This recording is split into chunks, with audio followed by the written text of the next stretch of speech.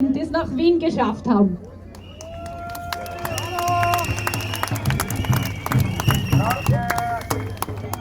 Und für die, die es nicht nach Wien geschafft haben, bringen wir im Livestream Wien nach draußen. Drum habe ich das halt umgehängt, weil wir die Demo live übertragen auf TikTok.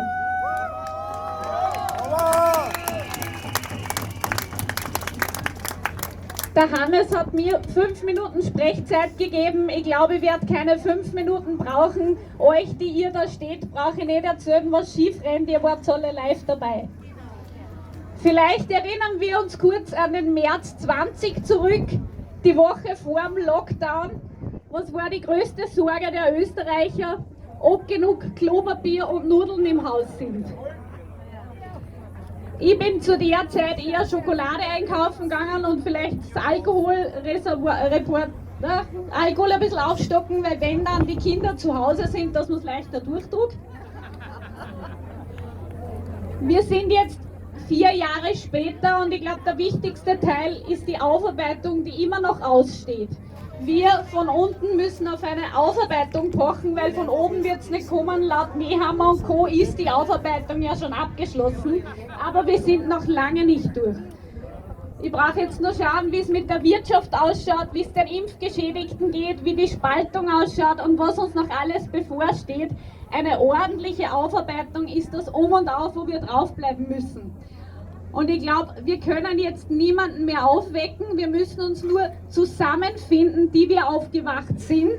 Wir müssen uns bewusst machen, dass das Ganze ein Marathon und kein Sprint ist, dass es dranbleiben heißt, dass es nicht von heute auf morgen geht. Und das Wichtigste ist, dranbleiben, weitererzählen, nicht vergessen. Man braucht dann auch manchmal seine digitalen Pausen. Ich sage euch ganz ehrlich, die Menschen, die Tag und Nacht in Telegram-Kanälen herumsurfen, Artikel lesen, Videos schauen, irgendwann geht da die Luft aus. Man muss schauen, dass man gut in seiner Mitte ist, ein gutes Netzwerk rund um sich hat. Das haben wir mit dem Verein Österreich ist frei aufgebaut, dass man mit den richtigen Menschen zusammen ist, die einem Energie geben, anstatt Energie abzusaugen und eben nicht zu vergessen. Ich habe das Ganze niedergeschrieben in meinen 2 Büchern. Das eine ist Alkohol und Psychopharmaka, dem Kali Nehammer gewidmet.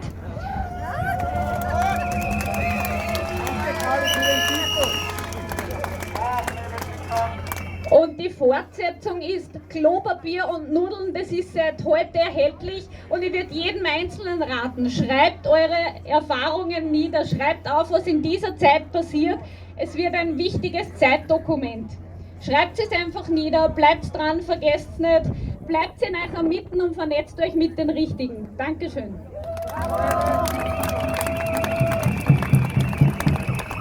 Dankeschön.